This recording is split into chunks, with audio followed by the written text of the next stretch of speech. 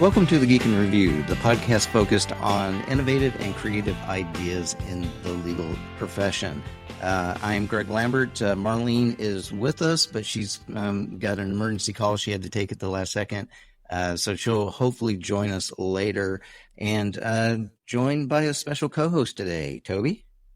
Toby Brown, stepping in to help co-host this episode. I may have some knowledge about the subject matter, and one of the original geeks. Yeah, there will be a test at the end, and I'm sure Toby will be proctoring that test, right? So, we wanted to talk this week about a different way of looking at the way law firms bill. And for over the past half century, the billable hour has been kind of the dominant way in which law firms have charged their clients. And for almost as long, and especially really kind of starting about the 2008 recession, the talk started around the billable hours, and usually any talk was titled something around the lines of, the death of the billable hour. That was kind of the discussion. And yet, despite all of that discussion, it still remains the primary business fee model for most law firms that are out there. And this was backed up recently when we had Chris Sakunis on from Counsel League, and she talked about her recent survey. And even now, with as much as we've progressed, fixed fee and alternative fee rates really only make up about 10% of at least large law billings, and that number's been pretty steady for years. So, so we thought, instead of having the typical talk about, just billable hours equaling bad, we thought we'd bring a couple of practicing attorneys on to discuss how they've adopted a subscription-based model and why that works for them. So first up, we have Mathew Kerbis out of Chicago. He's the 2024 James Keene Award recipient and founder of Subscription Attorney LLC. And Matt, I'm hoping the numbers are still right. This is a service that starts at $19.99 a month and $49.99 a page. So Mathew, thanks for joining us here. Happy to be here. And Jack Shelton, in addition to billing differently, is in a very unique area of law. He's the co-founder of Aegis Space Law, a boutique law firm that focuses on the commercial space industry, with a particular emphasis on export controls, government and commercial contracting, issues surrounding foreign ownership and control, and licensing of launch vehicles and spacecraft. So really cool stuff. Aegis Space Law also works on, as we've been saying, a subscription model for their clients, which includes startups and other domestic and international companies involved in the space industry. Jack, thank you for joining us as well. All right, so Mathew, let's start with you. Talk to us a little bit more about, what inspired you to transition away from the traditional billable hour model to a subscription and flat fee model for legal services. Do you mind giving us some insights on what kind of inspired you to do that?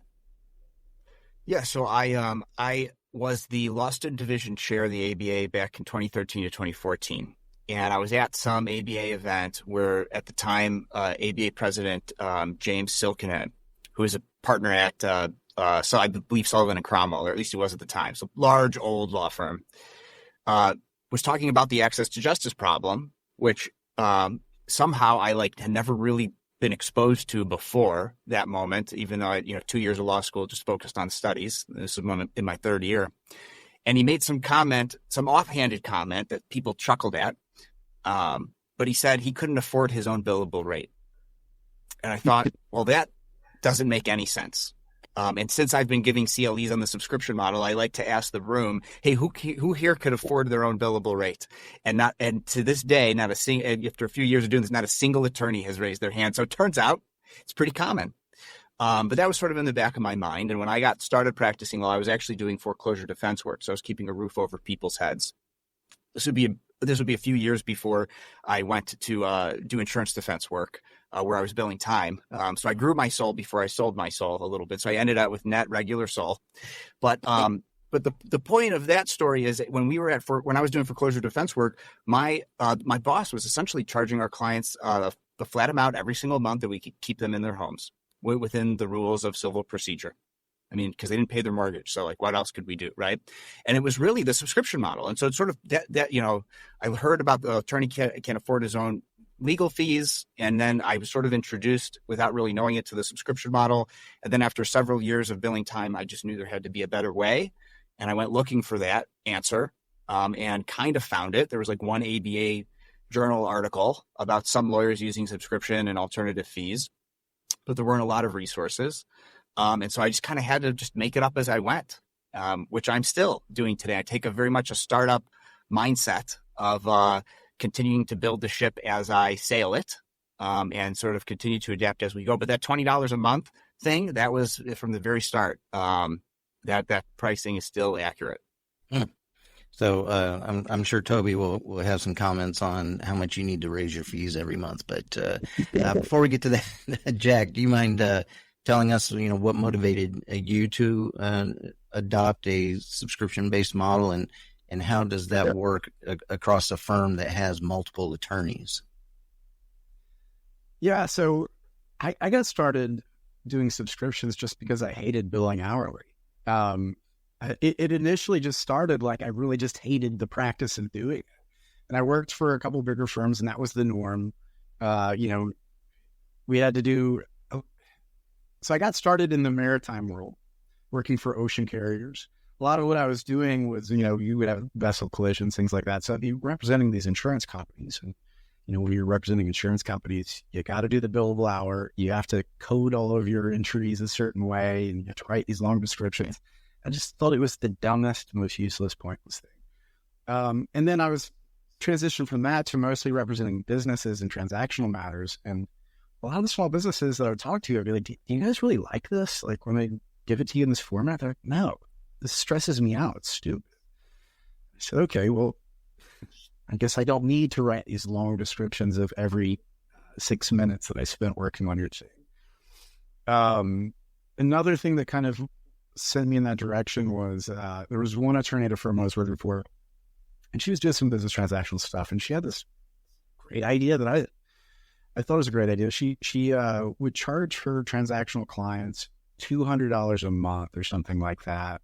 And that would just be for her to be on call, and she wouldn't charge them for phone calls after that. Any substantive work, she would bill hourly. But for that $200 a month, she basically said, hey, I'll pick up the phone anytime you call, and I'll answer your question if I know it. And that way you never feel stressed out about just picking up the phone to call me. I'm going to incentivize you to do that. I thought that was really smart from perspective of benefiting the client, but it also had this really brilliant benefit to her in that it made her sticky. Like that client's not going to go find another attorney after that to do the substantive work if they're paying her to do that work. So I thought it was really smart. So when I left the last law firm that I was working at to start my own, the first thing I did was I found one client who was willing to pay me a certain amount every month just to be their attorney as kind of a fractional in-house counsel. And I just grew it from there. So, Jack, I want to turn a little bit to the client experience, because in my experience, I have a lot of, we'll call it big law. A lot of clients say, yeah, we don't like the billable hour, but when push comes to shove, they go with the billable hour and a discount. I can't tell you how many times I ran my pricing team through the exercise to say, we're going to put this into some kind of fixed fee, monthly retainer subscription sort of model. And then the last hour, the client goes, yeah, we just want to do rates and discounts. So how has this model impacted your client's experience, particularly in terms of the cost transparency and predictability? I've had conversations with Bailey, your co-founder, and she mentioned that predictability and cost is very important to startups. Can you give us a little more color and tell us about how that has played out? Sure. My experience, the companies that tend to want to stick to the billable hour tend to be the larger companies that are smaller businesses, medium-sized businesses tend to be more concerned with just the predictability rather than counting every hour and seeing where they can figure out how to say no to that 6 minutes I spent over here.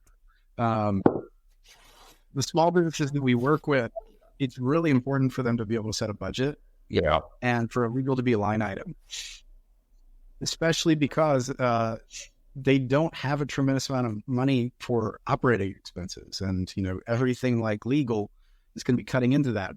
And so just knowing that it's going to be a set amount every month or every quarter really helps them know how much money they need to set aside to do certain things. So you don't have them coming back to you and saying, well, in April, it didn't seem like you spent a lot of time, so we need to talk about that.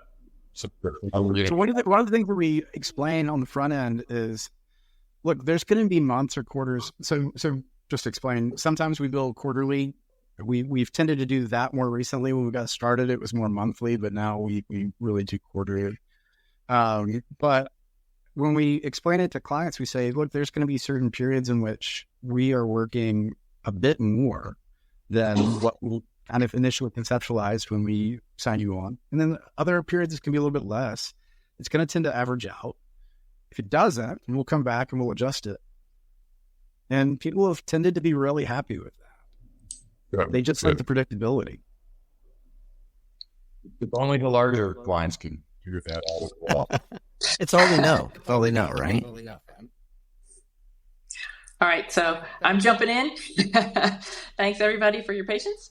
And questions for Matthew. As you grow a subscription service and add more and more clients, how do you navigate and manage the workflow and the needs of those clients? Are you able to leverage any process improvements or technologies to help with that demand? Absolutely. Fantastic question. I also have a 60-minute CLE pretty much dedicated to that. So trying to just you gotta be narrow concise that on this one. Yes, absolutely. I mean, essentially, even before Gen AI hit the scene, I was using AI tools that were available to me, which sometimes did and sometimes didn't include automation. But like Calendly, for example, is a tool that I leverage. And they have tons of automations that you could build in to it, right? So one of the things that I do is, in particular, when you're trying to serve the latent legal market like I am, and you're charging not a lot of money to do so, you're not billing your time, but you have to manage your time very well. And so one of the ways is Jack gave the example of somebody who was charging $200 a month. They could call whenever they wanted and they didn't get billed separately for it. Well, I don't do that. That's not an option to my subscribers. One of my subscriber benefits is being able to schedule 15-minute calls with me at a time. And that $20 a month level only gets you the end of my day every day. And occasionally an hour or two of availability on a Saturday.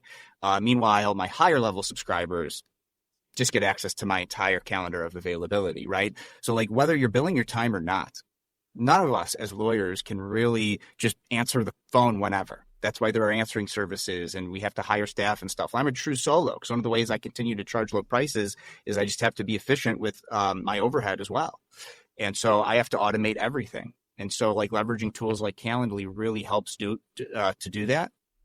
And that's if there's anything that there's a takeaway from that 60-minute CLE is just use a tool like Calendly, Microsoft Bookings if you have Microsoft, Google Appointments if you just all in on Google. But I prefer best of breed tech. And so I really like a tool like Calendly that we just do scheduling. That's all we do. We do it better than anyone else. And so your Acuity was acquired by Squarespace. So now it used to be like that. But now it's built, it's a one feature in Squarespace. I don't know that they dedicate the resources to Acuity that maybe it used to be when it was a separate company. But if your website backend is built out using Squarespace, Acuity is built into that nowadays. And I think Lawmatics too is this version for legal tech. If you're looking for a legal tech based solution, and you're using some of those other CRM related features, which I have a different platform I utilize for that. But then also fun, and the last note I'll say on that is utilizing a client portal. First of all, it's probably necessary to maintain attorney-client privilege instead of unencrypted emailing back and forth. So utilizing a client portal, I use legal tech solution for that called SweetDash. It's white label client portal software that integrates with Stripe. You also have to automate all your payments, right? So once my client signs up, Like I never have to worry about anything because SweetDash and Stripe automate all the automated subscription charging. And when I do charge for flat fee work, only available to subscribers, those are all built out in SweetDash where I just drop down menu, click, boom, it's off, and I don't have to worry about it. So automating all the invoicing and billing and subscription stuff too is also super important. You could do that right within Stripe or some of these other platforms, but I prefer to utilize SweetDash sort of because of the layering on top of Stripe that it offers, in addition to the client portal features that I use. And so sorry. Go ahead, Toby. I have to give you points for the encryption piece, Matthew. So years ago, I worked with the Utah State Bar, and I understood the technology of email, and I argued that we should have had an ethics rule that says you can't use email for privileged communications unless it's encrypted. And man, I was shot down. So thank you for actually understanding. And to that point, like I try to make all my clients communicate with me in the client portal, but they do just sometimes want to email me sensitive things. I'm like, if you do, we may be waiving attorney-client privilege. You know, if this is how you want to have this conversation, I just got to let you know that I prefer it's in the client portal. And so, you know, it's introducing some friction, which is not great. But for the bigger clients I have, like I'm in their Microsoft Teams and I have an account with their, you know, so that's like for the really big clients that care about that stuff, that's how I'm handling that kind of a thing. Smart.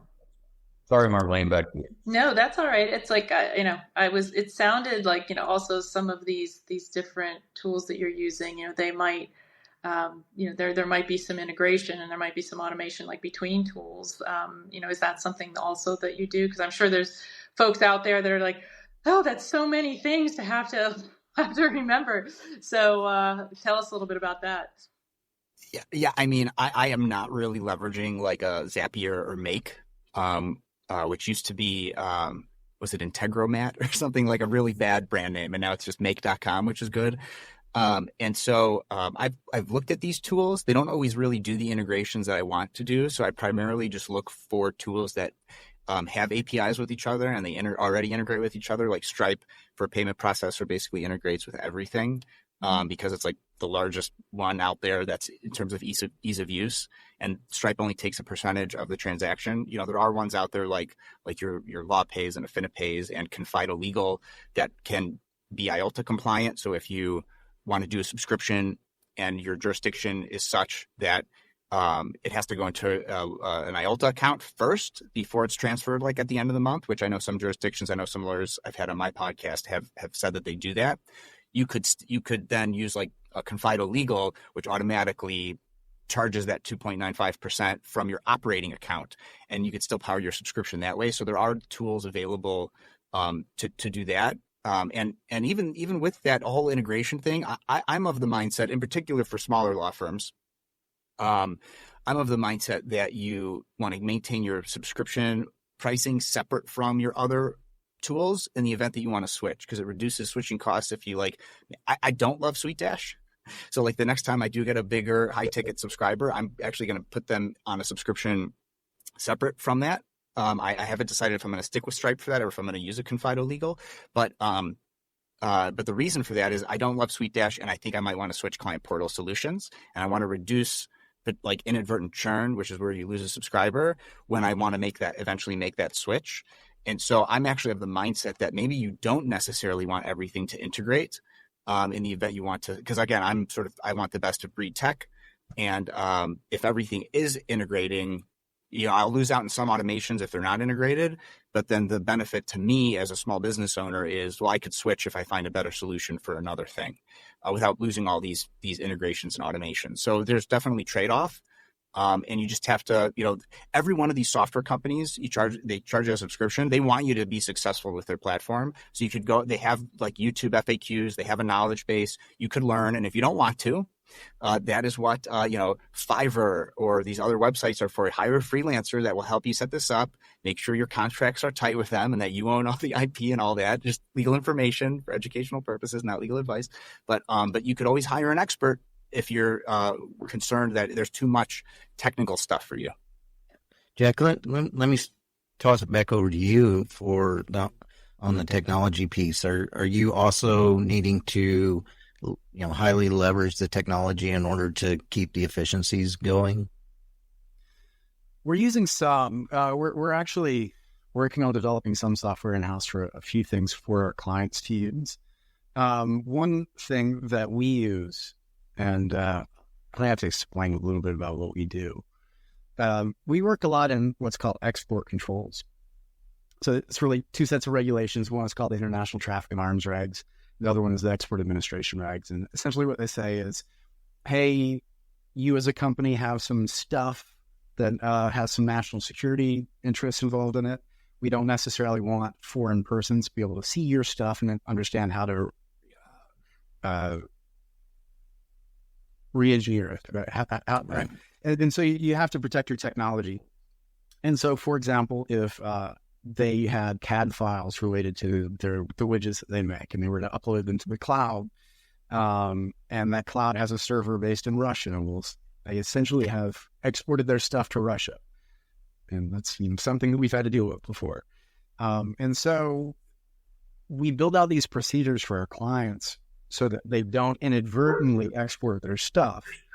And the problem is that they have a whole lot of these triggering events that raise this question of, am I exporting when I do this thing? If I am exporting, do I need to get a license from the government? What do I need to do? And for most of our clients, they might have one in-house person, or they might have 0 in-house persons who are able to do the stuff for them. So we serve as an outsourced compliance counsel for them. Now, it's difficult for them to just send us emails asking us these questions because the emails get lost, the threads get confused. And then they've got all these record-keeping requirements as well, where they have to keep a record of the whole analysis and when they raised the question to us and how we analyzed it and everything. So what we did was we created, we took some software that's typically used for IT help desk portals, and we re-engineered it for this purpose.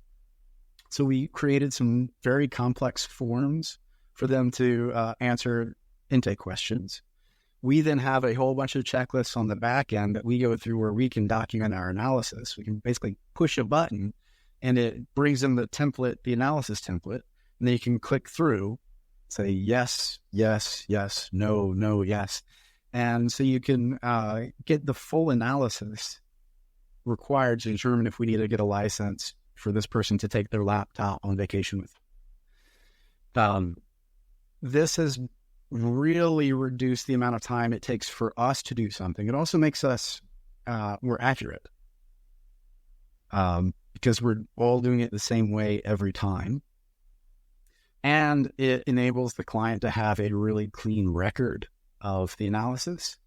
And, if we determine we need to get a license from the government, we apply for the license, we get the license, we can upload it to the ticket so that it's all there in just one record.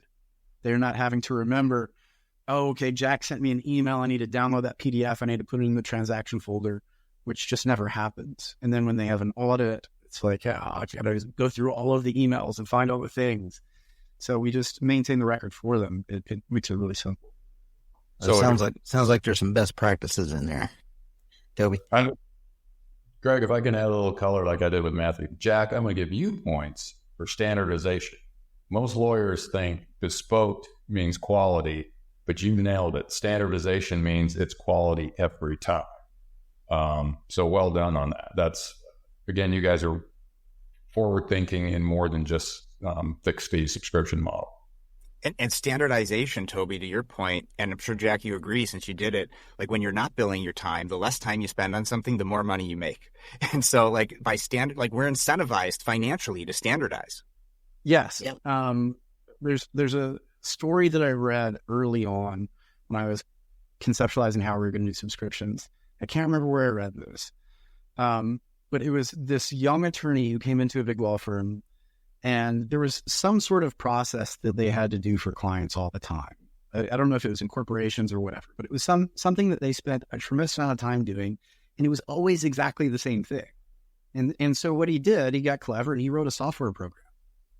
And then he took the software program to his boss and he said, hey, this thing that used to take us hours, we can get it done in 5 minutes. And the boss became furious and almost fired him. I think that's a Casey Flaherty story. So it's more for law firms billing hourly to get efficient and to actually just get better at what they do. Instead, they tend to take as much time as they possibly can. Yeah. Also answering questions they really need to answer. Yeah. Writing memos they don't. I think when it comes to the billable hour, that you can take your time to do things, and you don't feel necessarily the pressure of being efficient in every single time.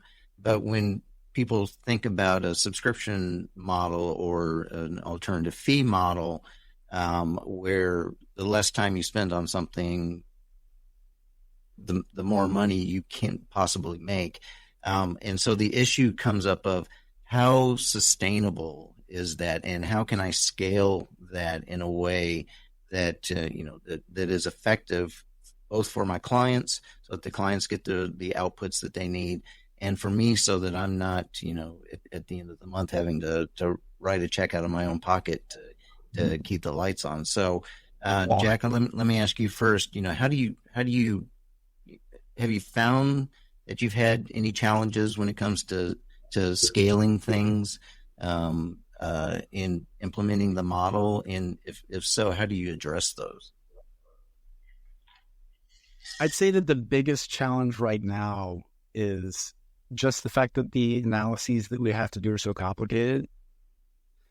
And so like the forms that I've created, for example, in our service desk, I created everything, and then I pitch it over to my colleagues to say, hey, go take a ticket.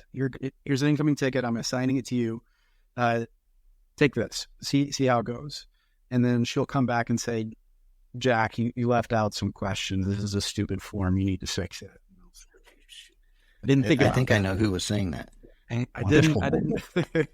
didn't do this intelligently enough. And so it's always going to be, there's going to be a period of time where we're just going to have to keep refining it. It's going to take a while. But is it one of those things where it's like publishing? The most expensive one is the first one, and then after that, once you've kind of figured out the process, the next one's a little faster, the third one's faster than that. Is that how you see it? I think so. I mean, I put a tremendous amount of time into creating all the checklists and everything on the front end. And as we go, we're going to tweak them. And frankly, it's not that hard to tweak the machinery as we go. So I do think that at some point we're going to get to a point where the client-facing forms are really pristine. We've got explainer videos embedded in the forms. If they have a question, don't understand something, they can just click video and have it explained to them, so they don't have to call us. And then on the back end, the analysis forms that we're using, making sure that we've thought through every single little iteration. And then making sure that the forms themselves aren't overwhelming, making sure that we're chunking the information correctly and breaking it down in such a way that it's neither overwhelming the client nor overwhelming us. And then after that, how do we eventually get, let's say, paralegals doing the analysis, having them trained up enough so that they understand their part of the assembly line? Then we'll have a system that's actually running really well, and maybe we would have a business we can sell one day, and not just have a bunch of attorneys kind of doing their own thing.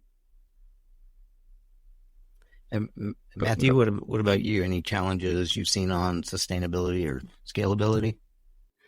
I mean, I'll speak to challenges in a second, but first, just on the success of the sustainability and the scalability, right? So, like, it is absolutely sustainable, right? Because now you're talking about monthly recurring revenue and annual recurring revenue for the law firm.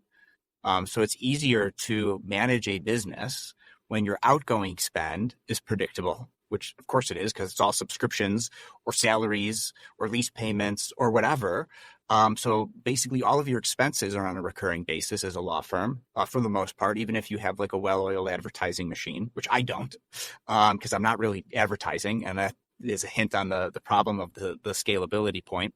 But then when your income is something that's recurring that you could count on, you can anticipate, it just becomes just wholly easier to manage your business, right? And so, so from a sustainability standpoint, I think there's nothing better than the subscription model. I think it's about how like we define the benefits, the subscriber benefits, or the value of what we do as lawyers. Like in particular with AI, right? Like Gen AI has made it easier than ever for me to get results to clients faster and to do things that it would never have made sense for a human to do. Right. And so even the value of what I'm able to provide my clients in a speedy fashion has significantly improved from the day I started my practice to present day. And I've played around with a lot of tools, like dozens and dozens of AI tools, and I found a couple that work really well for me. And I'm not really using like the free ones that are out there or the general tools. I'm using legal specific tools, just like how lawyers will go off and they'll be a CEO of a company, or they'll be a politician, or they'll even do some other things where they're not practicing law. That legal mind helps them. Well, these models that are trained on legal things, I find, do a heck of a lot better, these large language models, than just the general, not specific large language models. Just in even everyday things. Like I'm using Paxton. There's a lot of them out there, but I'm using it just for like the way I used to use ChatGPT. I'm still using Claude and some other things for like non-legal work, but even for the non-legal work, like I like to use these legal AI tools, and I've used some other ones as well. Right now, that's my favorite tool that I'm using. And I've had the other ones on my podcast, the founders of the other ones, but so that helps with that. In terms of scalability, I mean, it scales incredibly well too, because you're trying to automate things, like Jack said, with forms. Like I offload a lot of things to my clients to fill out, whether that's through a Google form that I built or through Gavel, which is another automation platform that I use. Yeah. And so like offloading things that the clients can do, I have not had to hire yet. I'm sort of looking into it, but what I'm trying to hire is like a law clerk who knows how to use AI, like legal AI. And there's not a lot of those yet.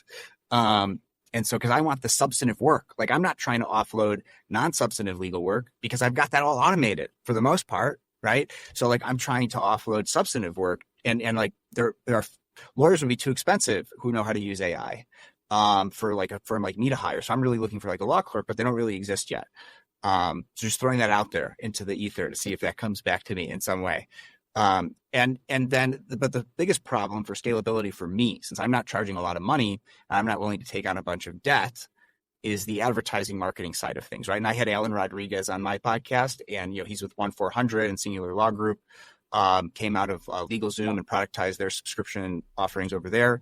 And one of the things he said to me, which was illuminating, was, the only thing preventing you from scaling is that you're not willing to spend a lot of money on marketing, because your business model is pretty cool. And I think people would hire you. But like, you got to be willing to, maybe take on a little bit of risk in that department, which I'm still kind of not. But in spite of that, I am growing. And from year 1 to year 2, I more than 3x'd my revenue. And I hope to do that again from year 2 to year 3. And I'm in the middle of year 3 right now. So, and I'm progressing in that direction, right? So like slowly but surely, I think it is scalable. And if you're willing to take more risk as a business owner, then you think it could scale incredibly well. So for the next topic, we somewhat addressed this, but I want to bring it into a different focus. And to go there, I'm going to tell a story. See, I like to tell stories. So 15 plus years ago, when I first got into legal pricing, I would talk to clients about fixed fees. And a concern they would express is, I'm afraid that if I'm incentivizing you to not bring your A game, that you're going to cut corners and you're going to find the cheapest way you could do this.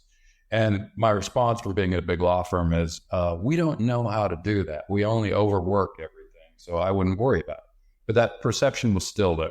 So Mathew, in your view, how does the subscription model influence the actual practice of law? For example, does it affect the way you or your team approach, well, you don't have a team, you approach legal problem solving or client interaction compared to a billable hour? Because you've been at both. Well, for those who are listening and they have a bingo card or they're playing a drinking game, I'm going to say it depends. So we said it, but it does depend on practice area in particular. But the subscription model solves that problem incredibly well, Toby, because the incentive is I want you client to stay subscribed to keep off offloading your legal services to me. And so I'm incentivized to do really effective work that is valuable for you on an ongoing basis so that you stay subscribed. Instead of just this one-off thing. So the analogy I like to use, somebody did something with fishing or something at some point, but I like an apple analogy. So most lawyers or law firms look at a client matter as a one bite at the apple situation. I get one bite at the apple. I want it to be the biggest, juiciest bite I could possibly bite because they may never come back to me.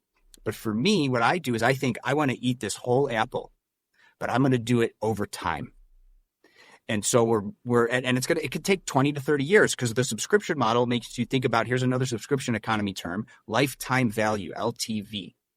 And so the lifetime for me might be like 30 to 40 years as a practicing attorney. So I am thinking about things in terms of that mindset. But to Jack's point, I have a brand. I'm building a brand, not just a law firm that's just attached to my name. You know, Jack's got Aegis Law. I think I'm pronouncing that right. Aegis Law. Jack will tell me in a second here. You have a military background or a literature background. Right. So like we're building brands. So I'm thinking about lifetime value in terms of me, but I'm also thinking about lifetime value in terms of the life of the business and the businesses that my law firm is serving, which could be for hundreds of years. And when you start to think about things in terms of that mindset, it totally shifts the dynamic. And it also lends itself to problem avoidance, where like an expert litigation firm could maybe just their subscriber benefit could be we help keep you out of litigation on an ongoing basis because we're experts in litigation. And so there's always potential for litigation. So I think that, it just depends on how you frame it and it depends on the practice area. This lends itself better to like trademarks where you're always protecting a brand, cease and desist letters, maybe you're registering new marks, right? So like it makes a heck of a lot of sense in like copyright, trademark, IP work. That's kind of where the subscription model really took off with Kim Bennett, right? But it works really well for fractional GC as well, which is really what I do is fractional general counsel work. So Matthew, again, I'm going to give you a point here because that was a very good answer. But on top of that, this is something I try to get law firms to get in their minds. It's this thing that every other business dreams of, and it's called recurring revenue. Instead of a single bite, it's not only you eat the whole apple, you have a line of apples that go out into the future. So recurring revenue is a core. Most businesses that is a sought after thing, but most law firms don't even know what it means. So well done. Thanks. Well, Jack, let me turn it back over to you. Do you foresee that this subscription model is something that would become more prevalent in the legal industry, not just for startups, but actually, do you foresee this leaching into bigger law firms as they see success from firms like yourself, or do you think you're standing alone there? I can tell you don't think this. Wow. I don't think big law firms that are ever going to do it based on where their models work. They're always going to bill hourly. I'll give you an example. This is my co-founder's story, Bailey. She is so she's helping this client of ours from an export control standpoint on this big deal that involves potentially selling some widget to a foreign country. And there's an investor on the other side that's going to invest only if this widget can be sold at this foreign country. And so that investor has 7 attorneys on the phone. And then our client has 7 other attorneys from another law firm who are the corporate CFIUS attorneys. And so you've got 7 plus 7 and then Bailey. That's how big law firms make money. Well, this is not normal for me to defend big law firms. And we talked about this a little bit earlier. In my experience, and I gave a story about how I would provide fixed fees and clients would always revert to discount. And that has not changed in 15 years. And what I came to realize is clients do not know how to buy on a fixed fee. They don't know how to say, okay, for X, it should be $100,000, $50,000, whatever it is. They're unable to do that, in part because they don't scope their work, and then they don't manage to scope. Because if you've got scope and a budget, then it makes sense to say I can price compare across. The only way they can price compare is on rate. And so clients who buy from Big Law are unable to buy other than the hourly, or rarely do it. But, obviously there's exceptions. I know Amazon is very, into fixed fees, and some other clients are into that. But for the most part, in-house counsel, that's the only way they know how to do it. So sorry but I that's why I'm agreeing with you, Jack. Yeah. Well, Jack, let me turn that just a little bit. If I'm the client that has 7 or 14 attorneys, and if I'm thinking about it, and I realize that the one person who knows what she's talking about would be, at least I would know exactly how much I was going to be paying her every month, and that would be a great benefit for me. So how are you able to spin situations like that into recruiting new clients that live through that, or is that not necessarily your client base that you're looking at? Yeah. And we've be a little careful what I say. We've been able to take a number of clients, and these aren't massive clients, but take a number of clients away from the bigger firms, the bigger name brand firms, both because of our expertise in, we're forgetting we're not allowed to say the word expert, but our deep knowledge, our deep knowledge in the subject matter, both our deep knowledge in the subject matter and the way we bill, and the pricing transparency. We've been able to take some clients away because of that. Another attorney who we're close to in our industry told us that he had a meeting with a big firm that was considering copying what we're doing. And he looked him in the eye and said, "You're not going to be able to do it because you're a big firm, and the way all of your incentive structures work, you can't copy what you used to do it." I just don't see big firms doing this. Yeah, we've had a similar conversation when it comes to even between two big law firms, like technology, how we implement things.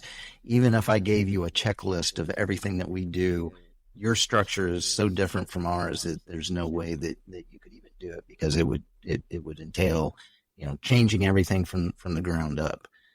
So very, very interesting. So speaking of change, this is the part of the podcast where we ask our crystal ball question to our guests. So basically, we'll start with Mathew. What do you see as a major change or challenge for the legal industry over the next 2 to 5 years? So I think 2 to 5 years is hard, but I think that's the right range, right? Because answer the question that you want to be asked. I hear you. Exponential growth is something that's hard for people to understand. And even those of us who try to understand it, it's still hard to understand, right? It's like, how many times do you double folding over a piece of paper over it so that it encompasses the whole earth? And it's less than 50, right? And most of that coverage happens in the last 3 folds. And with the way AI is going and adoption and improving, it's at an exponential growth curve. And so I think we're actually going to see a lot of this happen in the next 5 years. I don't have a lot of data to go off of, but I've been giving CLEs on this for a little while now, and I don't have statistics from all of them, but Lawline has the numbers there. So there's over 550 people who want to know how to do subscription legal services, just mine. I know Lawline offers other programs out there, from the AI will end the billable hour, Are You Prepared one, which is less than a month old at the time of recording. There's already almost half that, 245 people who have viewed that one, right? And I know I've done this more, so there's even more lawyers who are interested in this kind of a thing. I think that we will start to see, if Big Law doesn't adapt, so there's a lot of if this then that, stuff for my prediction. If Big Law doesn't adapt, I think we'll see a mass exodus from Big Law, where young associates who don't want to bill time and they want more work-life balance, and they decide that a lower 6-figure salary is enough of course, they'd be paying themselves because they start their own law firms. It's easier than ever and cheaper than ever to start your own law firm. And when you use something like a 650 as a back office or some other competitors out there, these other like legal tech software solutions, some of which have spun out of law firms, like 650 did, that are more reliable, then I feel like, it just becomes easier than ever for them to just leave and start their own thing. And there's already a labor crunch. And that's why you've seen people like Alex Su go to Latitude, because of like the way, like the nature of the structure of law firms and how we practice law is radically changing. And I think it's safe to say that if we see status quo with big law, then in 5 years from now, big law will look very different unless big law adapts. And for the solo small lawyer, we're going to be offering more affordable legal services. So we're helping to close that access to justice gap, and we're going to be making more money doing so. And I think that's a good thing for everybody. Very good. And Jack, what does your crystal ball tell you? I really hate making predictions because I was wrong when I do, and I'm already regretting not punting on the last question. So to a certain extent, I agree with Matthew. I don't think I'm more cautious about saying that we're going to see a lot of attorneys go out and start their own gigs because lawyers tend to be so risk averse. If I just think back to like my graduating class, there were only a couple of people who ever had an entrepreneurial owning their body that would go out and start their own firms. They're terrified of it. I was one of the people who was terrified of it. It took me a long time before I finally just hated what I was doing enough that I went out and did my own thing. So I don't know. You might be right, Matthew. I do think that there's something peculiar about lawyers and how risk averse we are that it's probably not going to be quite a flood of people leaving big law, but there's definitely a certain extent to which you're right.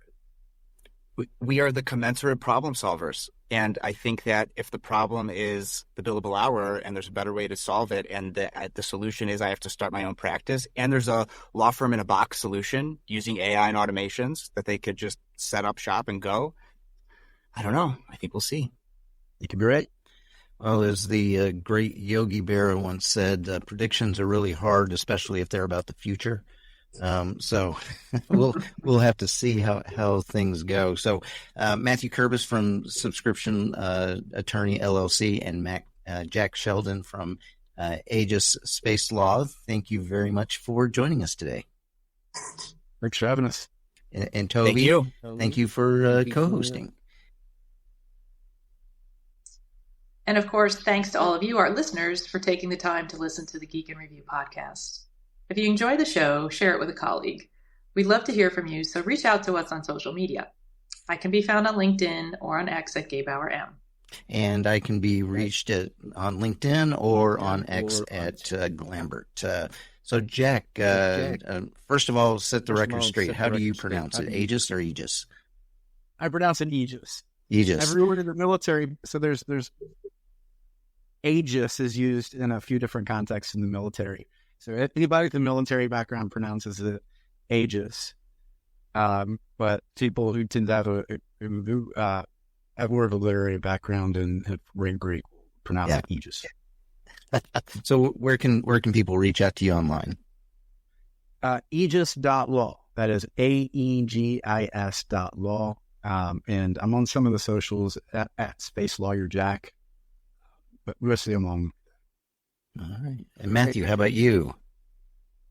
So I have tons of content out there about this, and I look forward to having Toby and Jack independently on my podcast, Law Subscribed, about it. So if this topic really interests the listeners, www.lawsubscribed.com. You could subscribe to the podcast there for email updates, or search Law Subscribed in any podcast app and listen to it there. Over 70 episodes now, and a lot more in the can. And then the firm is Subscription Attorney LLC, so subscriptionattorney.com. All my engagement agreement is public. All my pricing is public. I do this in the interest of the potential clients, but also for other lawyers who want to do it too and see how I'm doing it. If this podcast episode, when it's live, will be up on MathewKerbis.com. It's one T in Matthew, where all my past speaking engagements are there. So if you like listening to me, because Law Subscribed is about my guests, MathewKerbis.com is about where I've been speaking. And then I'm doing a new educational thing for kids called the Law for Kids Podcast, so lawforkidspodcast.com, LFK Pod on all socials, where it's just 1 minute, quick bite-sized pieces on like things like what is a tort, what is negligence, what are damages. I try to answer those questions in a minute for kids to understand. So that's a new thing that I'm doing. And search the subscription attorney on LinkedIn. DMs are open. I'm sending my kids to listen to that. And well, thank you both again. And as always, the music you hear is from Jerry David DeSica. Thank you very much, Jerry. All right. Thanks, Jerry. Thanks, everyone.